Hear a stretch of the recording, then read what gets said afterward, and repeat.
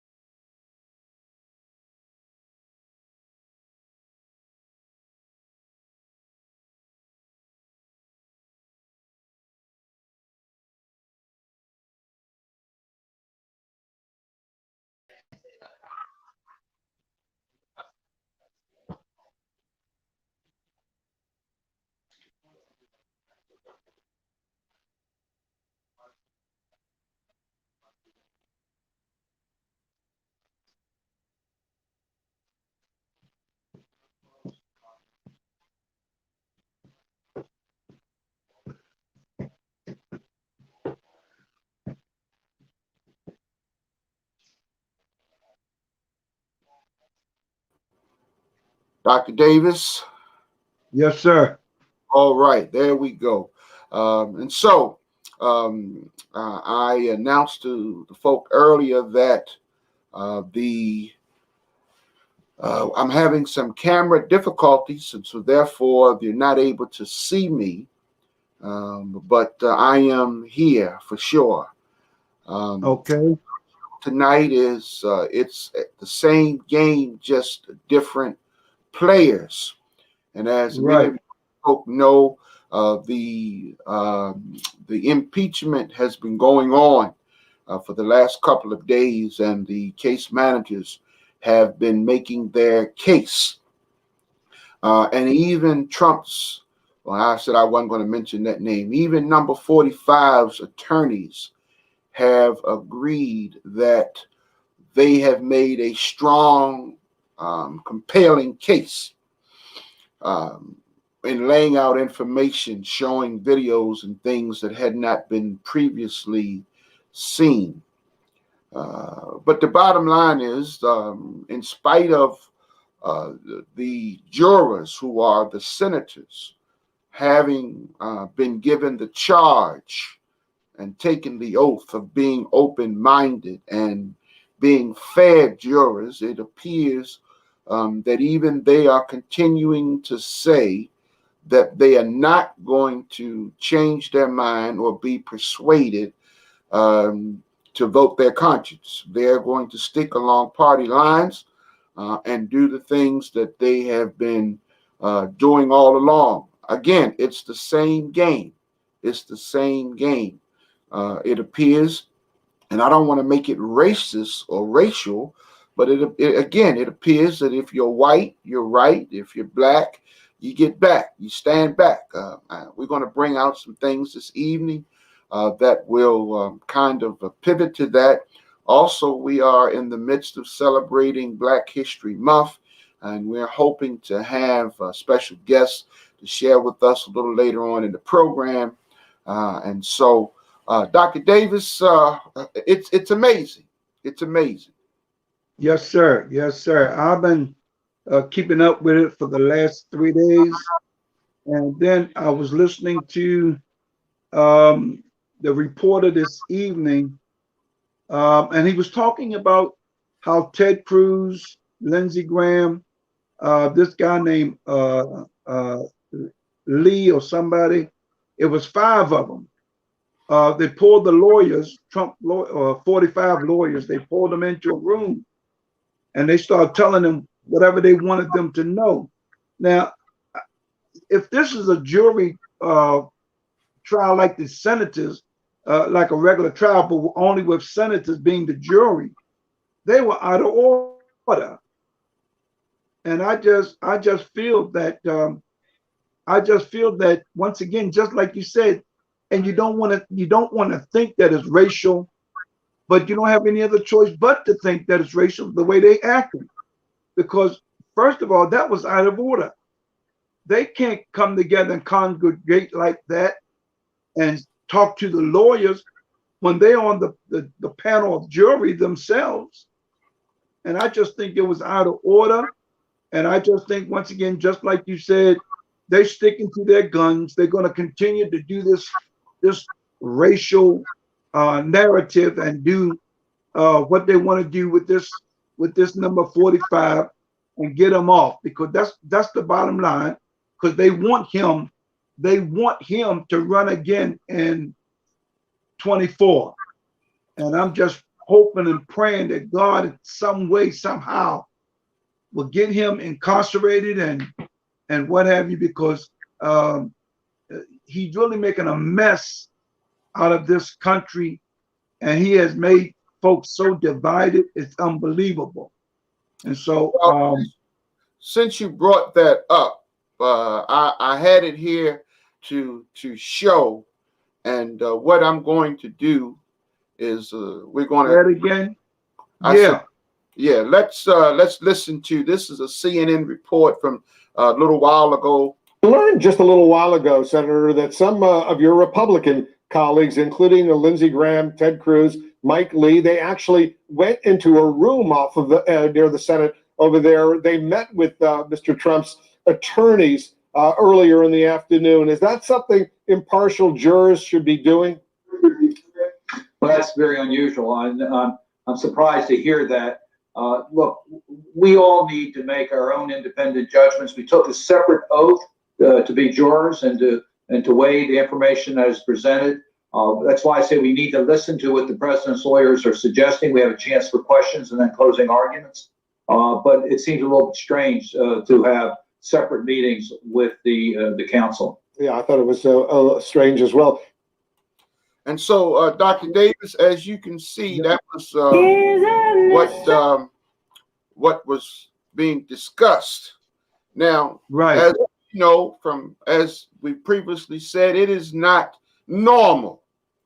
It is not normal for the jury to have private discussions with the with the defense attorneys. That's not normal. We know that this is not a normal trial. However, we know that that is not normal. Let me also take you to something else that I found on Twitter that will also talk about what we were saying. Here on Twitter is the same thing. Okay. These attorneys or these senators that are certainly Trump supporters that are doing things that are just not a part of what is normal.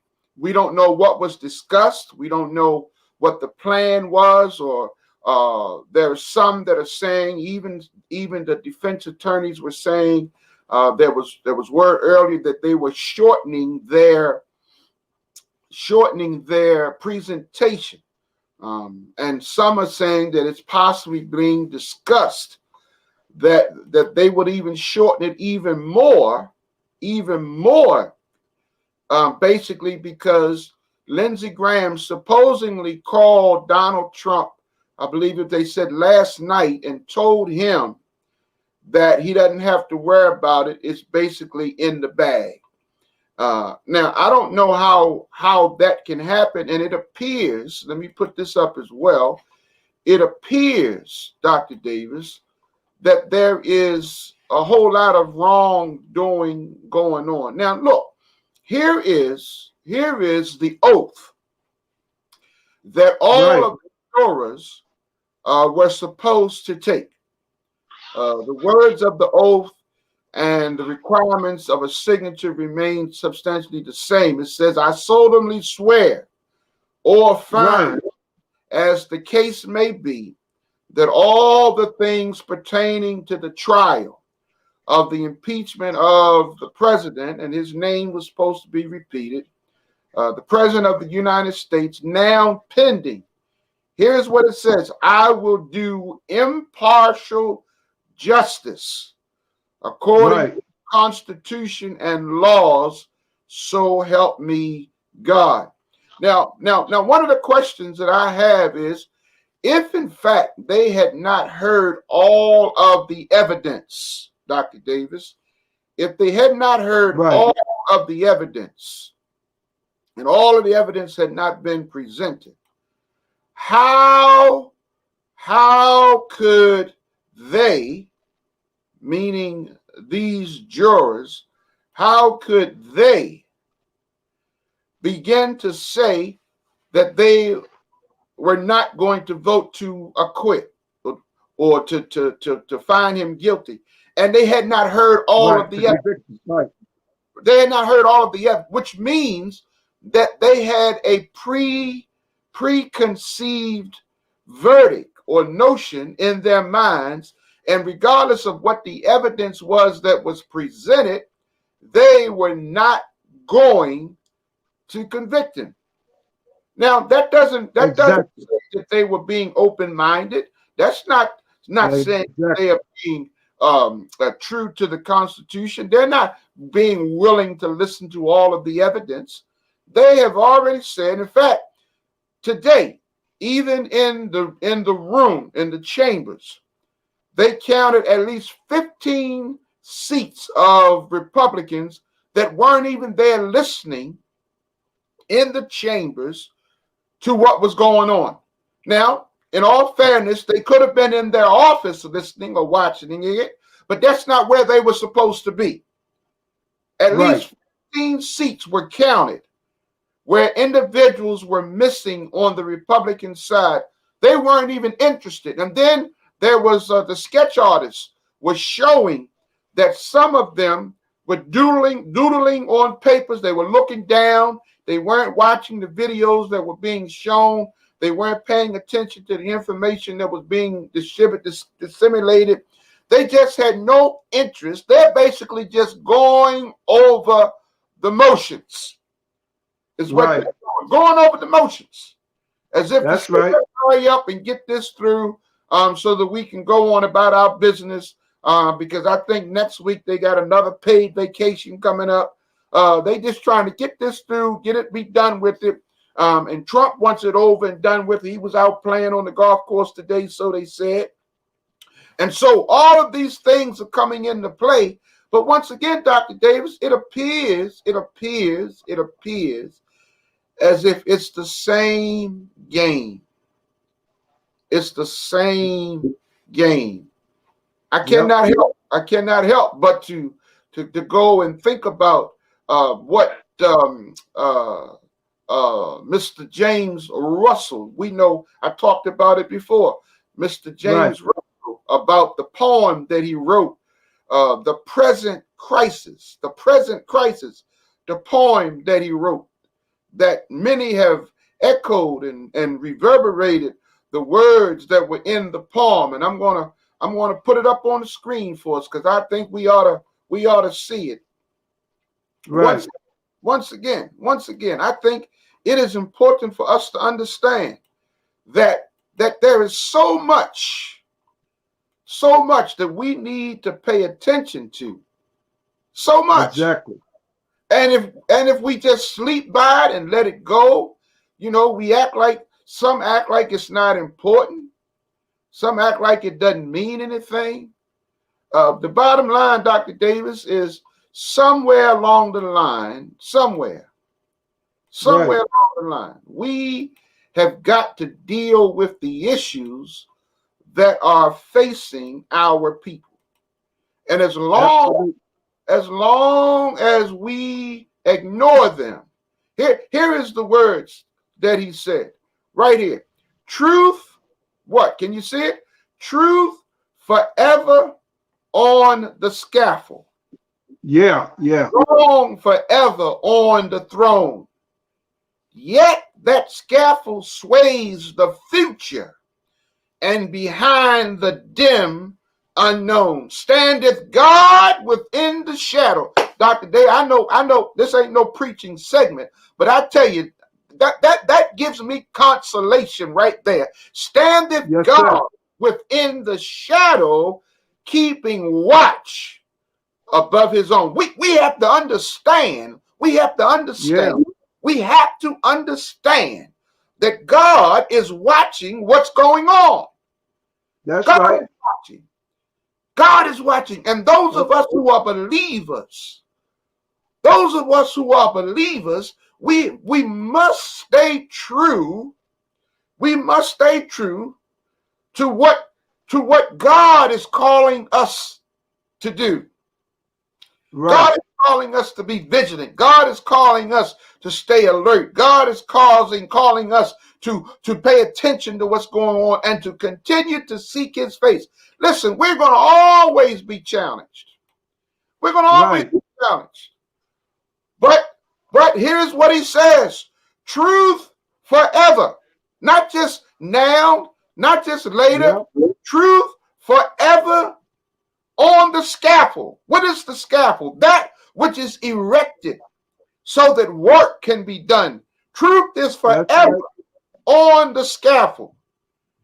Wrong forever on the throne. But yet that scaffold sways the future. That means that which is on the scaffold, that which is being held, is always being moved and swayed and tossed back and forth. It's a that scaffold sways the future. And behind the dim unknown standeth who? Standeth God within the shadow. Yes, Keep sir. and watch. Keep and watch. That's our hope right there, brother. That's our hope right there. So That no matter, God is not his watch. He's watching over his own. huh? Now you do know that justice and righteousness will prevail. Oh yes. I don't know how, but I do know that God's justice and righteousness will prevail.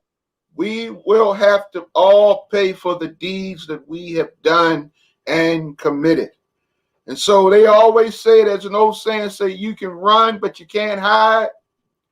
What's Yep. done in the dark will come to the light. All of those sayings that grandma and mama used to say, all of those things.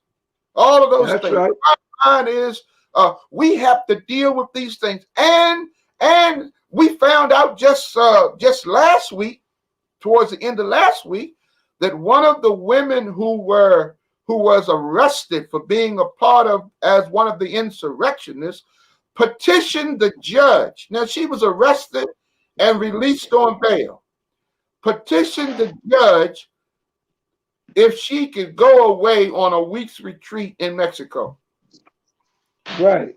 And the judge granted her permission to go. I got to ask you a question, Dr. Davis. Do you think that would have happened if it was an African American person? Absolutely not, brother. Absolutely not. Are you saying that wouldn't have happened? It wouldn't have happened, sir. There's two sets of laws. An African American wouldn't have got, huh? Sorry, say it again. I said, you're telling me that an African American wouldn't have got the same treatment? No, sir. They wouldn't have got the same treatment. No, sir. Two sets of laws, one for the white man and one for everybody else. Well, I don't want to upset you. I don't want to upset you, Dr. Davis, but I gotta show you something else. I really do. I have to show you something else. And to our viewing audience, again, the theme for tonight is it's the same game, just different players. Right. We continue to see the things of the injustice being shared. Remember this young man, Kyle Rittenhouse? Yes, sir. I remember. Huh? You remember him? Yes, sir. He was a young man that shot, I believe he shot 3 people. Shot 3 people and 2 of them died. 2 of them died. And he was the one that drove across the state lines, went there, and walked down the street with his assault rifle. Remember that? Yep. Remember that? Well, his bail, he was given bail. And once he was released from prison, the address that he gave them is not where he's staying. Right. And so they were trying, the state's attorney and those persons who were trying. Here is what it says. The Wisconsin judge has refused to issue a new arrest warrant for Kyle Rittenhouse, the 18-year-old charged with the killing of 2 people in Wisconsin during the protests last summer. Says that the county circuit judge, Bruce Schroeder, also refused to increase his bail. Said prosecutors had asked the judge last week to issue a new arrest warrant and raise his bail by $200,000, arguing that he violated the conditions of his bond. They say he did not inform the court of his change of address. Now that's what they said. Right. He did not inform the court. He wasn't staying where he said he was. that's a violation of your release. Yep. A Now, violation. I got a question for you, Mason. Come on with the question, sir. Come on with it. The question is, do you think, had that been a black person, that they would have granted the same thing? I don't think so, Dr. Davis. In fact, Why you don't think so? because he's not the right color. Well, here is the thing. Here is the thing we must understand. His bail was paid. His bail was paid according to the article. He was released on bail in November after his $2 million bond was paid by what prosecutors call a dubious internet fundraising campaign. Now, it is reported that campaign and the money was raised for his release was raised from the National Rifle Association. Right. Now here he crossed state lines with a weapon, a loaded weapon, walking down the street, shot 3 people. Police drove right by. On one occasion, they gave him water. They encouraged him and told him thank him for his service. Yep. And he left the scene. Nobody stopped him and drove back home. Yep. Then they arrested him, and people helped to pay for his release, for his bond.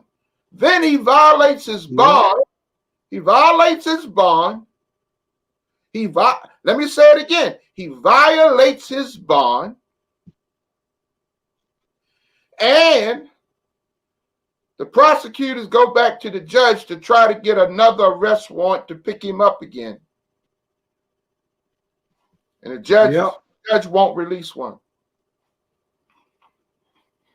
The judge won't release one. Yep. What does that tell you? Again, it's the same game. It's just different players. Different players, Dr. Davis. I mean, what you got to say? Well, once again, I really believe what's going on is they're trying to take us back to the 60s and the 50s and the 40s and maybe further back than that. Because once again, what's going on is there are 2 laws, one for the white man and another law for everybody else. And that's what I believe, that they're doing whatever they can against the black person and what have you. It's really a disgrace for things to go on the way they go on. And like I said, when you have a president who does what he does and people allow him to get away with it, and now all of a sudden all these other folk are getting away with it, and they can do it, and nobody's challenging them, nobody's questioning them. I'm hoping that this Merrick Garland, the new Attorney General, I'm hoping that he come in and start putting some stipulations and treat everybody the same. I'm hoping. Well, the word is that he is a fair person. Also saw reports of the news today that the Biden administration is going to ask for the resignation of some of the lawyers and the attorneys that were put in by Trump. They're going to ask for resignations, and then, as you know, most of us have heard that Georgia has now officially opened a criminal investigation against number 45 for tampering with the election. And we all heard on the news the phone call that he made to to the leader down there, trying to get him to find him enough votes to overturn the election. That was recorded. And so now there's an official criminal investigation that has been launched and on the way. And the interesting thing about this, Dr. All of these things that we've talked about, all of these things are things that have been done in the wide open. These were not backroom door dealings. These were not under the cover. These were things that were done in the wide open. This phone call that Trump made, he made it and was recorded in the wide open. We had this young man that did that shooting and now has been out on bail, on bond. That was done out in the street, in the wide open. What these senators are doing up on Capitol Hill was done in the wide open. And then we've got one other thing we need to throw in the mix. The House of Representative woman, Miss Green, you know, they sanctioned her, or they didn't sanction her. They voted and had her removed from her committees last week. Again, only a few Republicans stood with the Democrats. And she had the audacity to say, again, in the wide open, that she's glad that she was removed. She said, because being on those committees was a waste of her time. And it gives her more opportunity to do the things that she wants to do. Now, mind you, she has not been a representative for 30 days. And I believe she has a 2-year term, which means her constituents that she was sent there from Georgia to represent, her constituents will not get the benefit of what she's there to do to represent them. And in the meantime, she's already been fundraising and raised over $1.5 million, Dr. Davis. Yes, sir. Over $1.5 million that she has raised in the process of this, gaining her fanfare, her support for number 45. And the leader of the House of Representatives, he actually went down. He went down to Florida, met with number 45. And the word is, one of the things that he was asking him for was access to his donor list. See, what we fail to realize, or what a lot of people fail to realize, is a lot of this that we're seeing and dealing with, a lot of it is traced back to money. Yes, sir. Follow the money. Do almost anything to stay in power, to stay in control, because it gives them the opportunity to gain money. Yep. That's what it does. And so they like Trump. They stick with Trump because they need him as a fundraising tool. The Republican Party, and even as a result of this insurrection, many of the corporate sponsors have said that they are no longer going to support and finance and give contributions to the Republican Party and members in the Republican Party. And even Lindsey Graham, while the insurrection was going on, the report is his campaign was sending out notices for fundraising while the insurrection was actually taking place. It's all about money. Yeah. It's all about, much of it is about money. Right. And just like the Bible said, the root of money, the love of money is the root of all evil. The love of money. It didn't say not to like money. That's right. It didn't say not to like money. No, it didn't say not to like it. It says the It love. said the love of it. Right. And that's why we have to be careful about what controls us, what drives us. Because whatever drives you compels you. Yeah. Whatever drives you compels you. It compels you. And they are driven by the greed of money. Yes, sir. Some of those persons senators and some of those people on Capitol Hill, they've been up there so long, they've become millionaires. Yep. And so think about all of the things that Representative Green, now that she's no longer on a committee, she has no responsibility, but she's still in office and will be in office at least for her 2-year term. She still gets to use all of the money that she has campaigned and collected. She still gets to fly around and all of the expenses and stuff that she's doing, not for constituents in her community, not for those persons that sent her to represent them, but then she's doing this stuff on her own game. And even since she's been released from those committees, she has been on the news, been on talk shows, and has still been contrite with an attitude and basically has stuck to her guns. That's what she's done. Wow. It's crazy. It is crazy. But I just believe, I really do, I just believe that Trump is going to use her. If he runs in 2024, he's going to use her to be the one to go against Kamala Harris. That's your plan. That's your suggestion, your idea. That's my thinking. That's my thinking.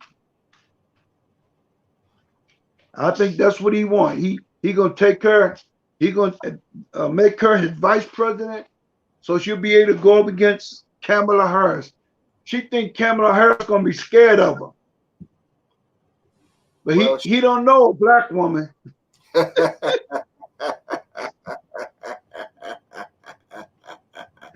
Yes, well, sir, boy. He'll get a good lesson 101. He'll get a good lesson. Yes, sir. He'll get a good lesson. She'll let him know that she's not afraid of him. Sir. She's not afraid at all. Not afraid of him at all. And so what we have to understand is how the game works. How it works. Yeah, but I want to know how it works.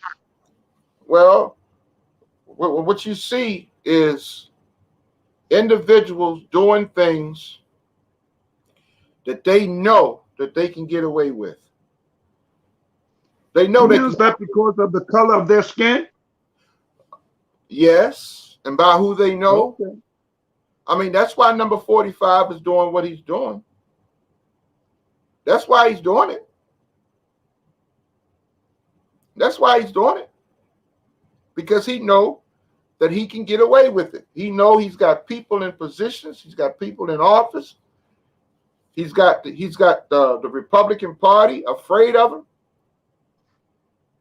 And so he's getting away with it. Right. How can you decide that you're going to vote him not guilty even before you've heard all of the evidence? How can you do that? How can Lindsey Graham call him and tell him he don't have to worry about it because he's going to be acquitted? And now for them today, after the case managers present their case, when they adjourn, the lawyers, the defense lawyers and members of the jury go in a room for a secret meeting. Yes, sir. I mean, in any other case, that would be called jury tampering. Yes, sir. That's right. That's right. So can they be disqualified? Well, I listen. That's the question. That's the question that we have to get an answer to.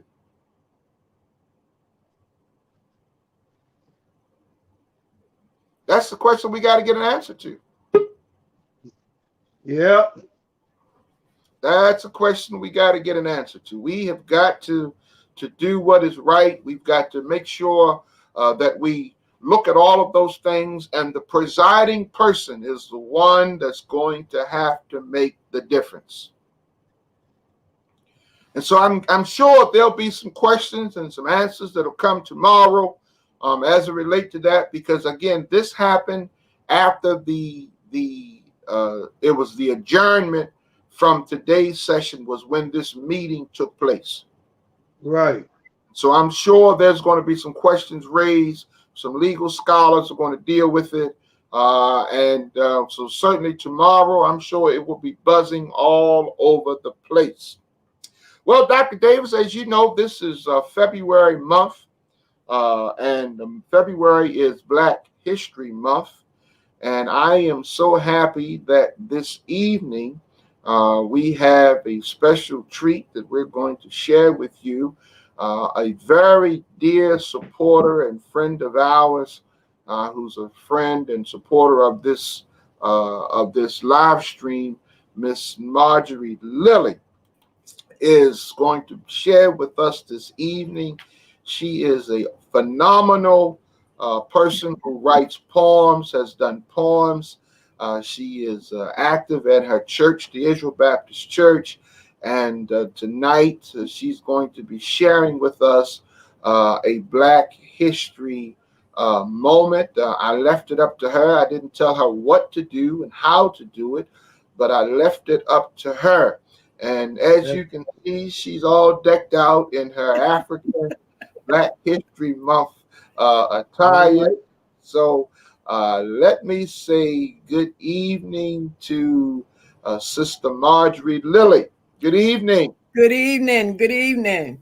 So happy to have you sharing with us and providing us our Black History moment during this live stream. And as we've shared already, that you don't know, but my picture is not up there because I'm having some camera difficulties, and so it's not picking up my picture.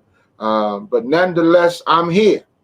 I'm right here. And so I'm going to turn it right over to you, give you the time that you need to be able to share your Black History Month presentation.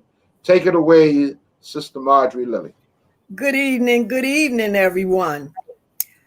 Good evening. It's strange that your topic tonight is the same game, just different players. And in my writing, you will hear some of that same game with different players. This piece was written in 2007, and I called it Life in Birmingham. That's where I was born and raised. Oh, all right. When I was asked to speak, I asked, how should I start? I thought, and I remember things that happened years ago. I remember the words of Dr. Martin Luther King Jr. Free at last, free at last. Thank God Almighty, we're free at last. Then I began to wonder, am I? Are we? I remember bathroom signs, white and colored. Lunchrooms, restaurants, where we had to go to the back door to be served. Place your order and the food would be handed out of the back door to you. I remember riding on a bus with signs that said white and colored. White on one side and colored on the other. It didn't matter how tired you were or how old. You could not sit in front of the sign that said white. I remember going to school. It wasn't so bad because everyone was colored. I went to kindergarten in the basement of a church. Elementary school was 1st through 6th grades. Another school housed 7th and 8th grades. And there were only 2 high schools, one on the south side of town and the other on the north side of town. It depended on which side of town you lived in. We had used books, no cafeteria, no gymnasium, but we had great teachers who truly cared about us. I graduated in the top 10 of 179. All my life, I promised that I would not work in white people houses as my mother did. She made $4 sometime $4.50 per day. Those great teachers gave lessons on looking for a job and completing a resume. The teachers sent 10 of us to look for jobs as we neared graduation. We went to the same places, but not at the same time. We were given test after test after test. We knew that we had passed them, but they told us that we didn't meet their requirements. We needed experience. Well, how are we going to get experience when we had never worked? We were just finishing high school. After graduating, we continued to look for jobs that most of us never found. The students whose parents could afford it went to college. The ones who were fair-skinned got jobs as elevator operators or stocking shelves. The remainder of us went where we said we did not want to go. Yes, in white people houses. Some of them were very nice and some were not. I worked for one who really thought that we were beneath her. She was a professional pianist. She gave me lunch, which consisted of a sandwich and a glass of milk. It may not have been so bad, but it was an olive sandwich. None of them were all bad, thank God. My mother worked for a family that was very nice. The husband was a doctor at a local hospital. In fact, it was the largest hospital in Birmingham University.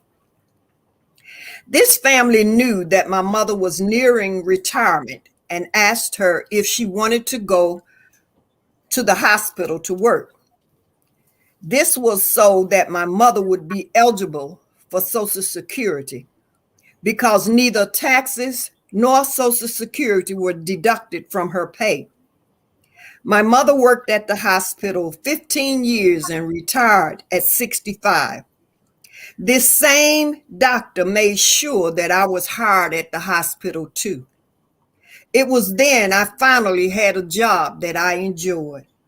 I was an elevator operator in the largest hospital in Birmingham. I believed everyone was and is different. I grew up in church and knew long ago that these things would get better. It couldn't last. We wouldn't survive. I made up my mind to do my part. Our leader was Reverend Fred Shuttlesworth. He did organizing and planning with Dr. Martin Luther King Jr. whenever Dr. King was in town. We were called together to plan strategy to ride the public transit bus. Our instructions were to get on the bus, pay our fare, sit down, and ignore the nasty remarks and just continue to ride to the end of the line, get off, board another bus, and ride back. Sounds easy? Not so. The remarks were very nasty. Go back to Africa where you belong. Go to the back of the bus where you belong. Auntie, that's supposed to be aunt. You are too old for this. The entire bus would be driven to the police station where they would let you go with specific strict instructions. Do not come back. Mind your business. Well, was this not our business? Dogs, big dogs, chased me. I was pushed, shoved, and sprayed with fire hose. Just water, you say? It hurt. I sat in restaurants, rode buses until I got married. I was the first Black to move in an all-white housing complex. My brother-in-law was one of the first Black transit bus drivers. My oldest brother was in the first graduating class from a brand new school. My younger brother was in the first somewhat integrated class. It was a hard life, but not so bad. Why? Because I'm still alive, because I'm here to remember. There are some that lost their lives. I remember a police commissioner who was as mean could be. He even had a mean name, Eugene Bull Connor. I remember men being chased and castrated. I didn't see it, but we all knew what happened to Mr. John last night as he walked home from work down the railroad track. I never saw a Ku Klux Klansman, but we all knew they were around. My mother was Methodist, but my mother's neighbors was Baptist, and she was my play mother. My play mother is responsible for me being in the Baptist church. She took me to church every Sunday. I always loved to go to church. I went to Sunday school, regular service, and in the afternoon, it was BYTU, Baptist Training Union, Baptist Youth Training Union. We were taught that God was always there for us, and we were not to be afraid because we are not given the spirit of fear. We were taught never to fear any man, but we were taught to fear God. I grew up knowing that God would always take care of us. I knew that I was to always obey those who were over me, such as my parents, my pastor, my teachers, or any adult. Where have those teachings gone? Proverbs 4:7 says, wisdom is the principal thing. Therefore, get wisdom, and with all thy getting, get understanding. Another version says, wisdom is supreme. Therefore, get wisdom. Though it cost all you have, get understanding. I believe I gained knowledge, but I'm still praying for understanding. My mother said that they were afraid of us because we were smarter than they. They would not look you in the face. If you want to see if you're being treated fair, just look them straight in the eyes and watch them look away. Watch them look down or fiddle with papers or twirl their hair.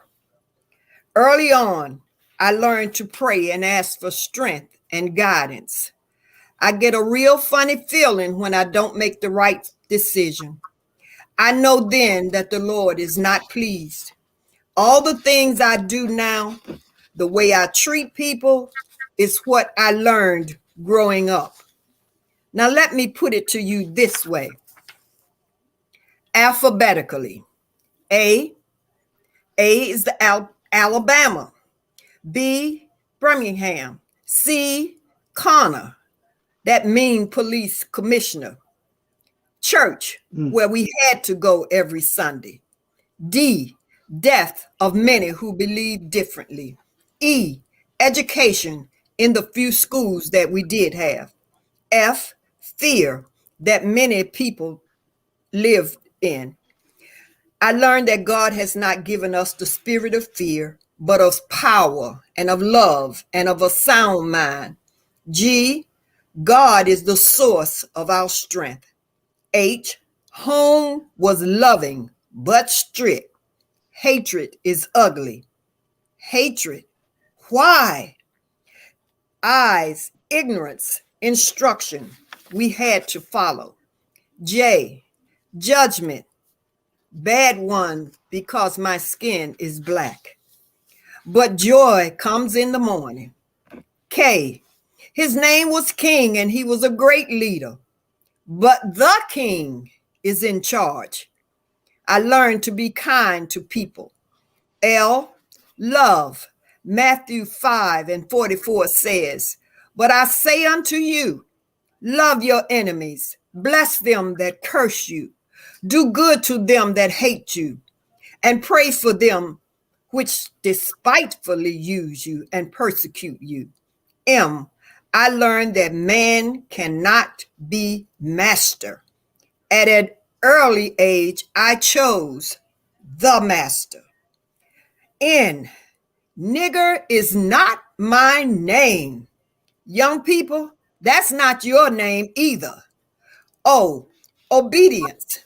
We had to obey our parents, pastors, teachers, and our elders. P, prayer is what brought us through. Q, quietness was calming. Thunder and lightning, be quiet. When others are speaking, be quiet. R, respect yourself, respect others. Right, if you're right, stand up. Running, yes, I had to run from dogs and water, but I had to trust in the Lord even then. S, Satan was and is ever present. No matter what we try to say, do, or where we go, he's there. I learned to have faith in the Lord.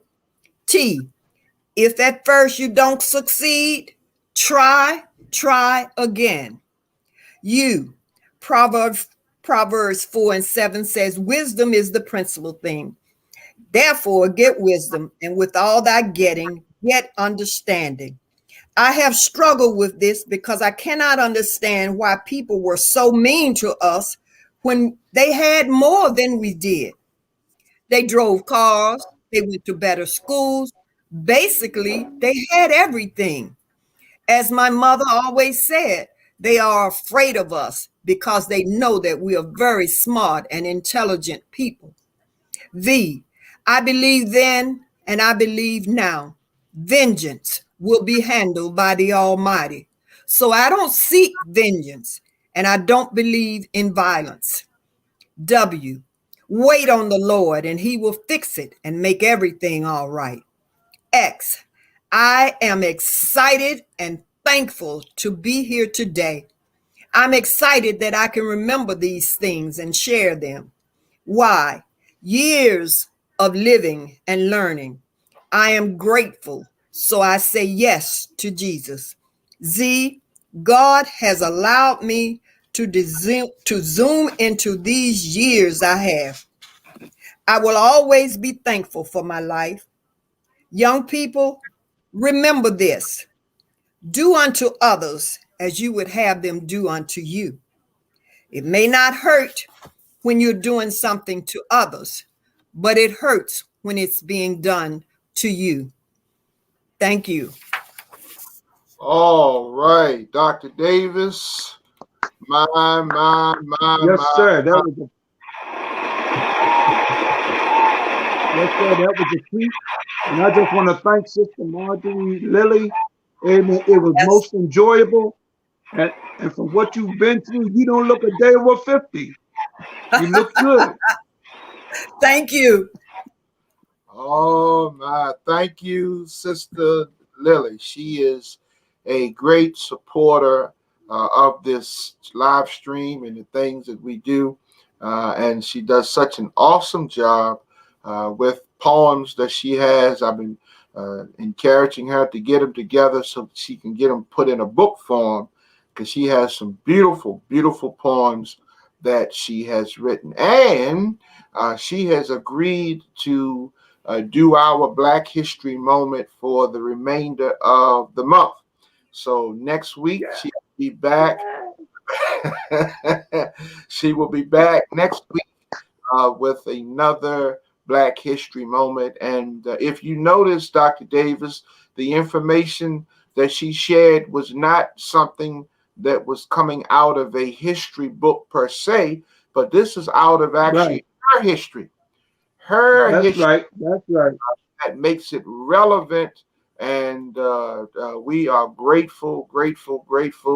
As you can see on the screen, Sister Lily, one of your girlfriends, Sister Wiley, who watches the show all the time, she chimed in and said, beautiful, beautiful, beautiful. I don't know, you probably didn't see when she said hi earlier, you were busy reading, but she did chime in.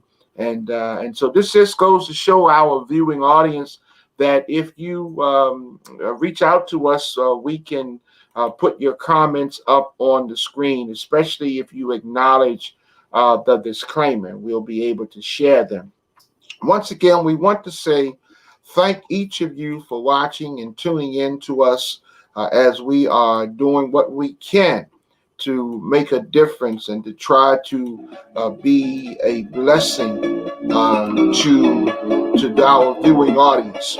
Again, we encourage you to like our page. We encourage you, if you are on Facebook, to like and share. You are on YouTube. Also, we encourage you to join us and participate in it. We are continuing to do things. We're doing new things to make the show better. Next week, we have a special guest that's scheduled to come on. Mother who has been dealing with trying to get justice for her son will be on next week. So she'll be our special guest. So I encourage you to tune in. Also, as we said, Sister Lily will be sharing with us, and we will be doing what we're doing. Once again, you've heard it. We've had it. Thank you so much. Look forward to sharing, being a part of what we do. All we're trying to do is talk about it and make sure that everybody is aware of what's going on. Until next week. Until next week.